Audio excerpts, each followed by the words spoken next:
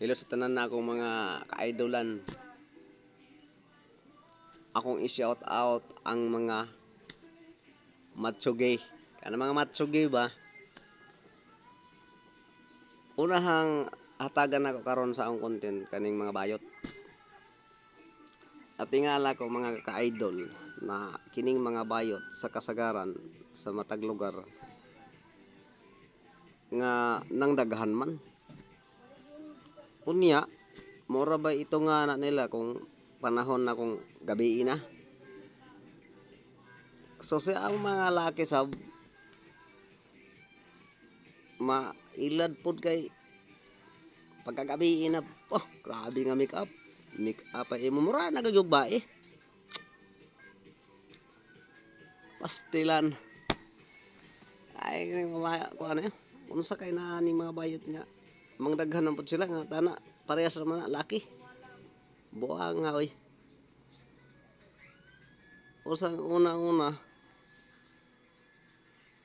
while na magkuhan sila magamit mag 6 kibali ang kining mga bayot muhatag og kwarta sa mga laki.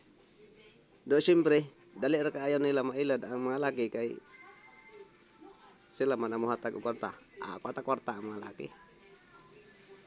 O nga oy meron na ipit ko ani. Ay matinga ako ba?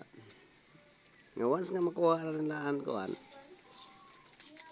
kaning attention sa usa ka kuan laki. Nang uban nagtibo-tibo na sila. Tara, tibo-tibo na. Matingala ka ang laki. Grabe ka astig na siya. Pag abot nan ko tron yung kita mga dugay-dugay ay lang tibo. Matay mo labiyog naman apil ang lubot. Do siyempre takdan. Hala. O isa na dol. Kuan ba kana ding kuan mo na sila nga mangdaghan ang mga kabayotan kay ibaw na ka. Naibaw na ka. Ngano nang daghan. Kaya ang laki kung magamit po na sa usa ka kuan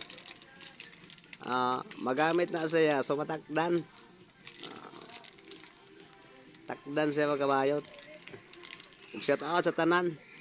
Pero na pa bayot nga kuan siya kaning gitawag na dublikara ba. Naapod.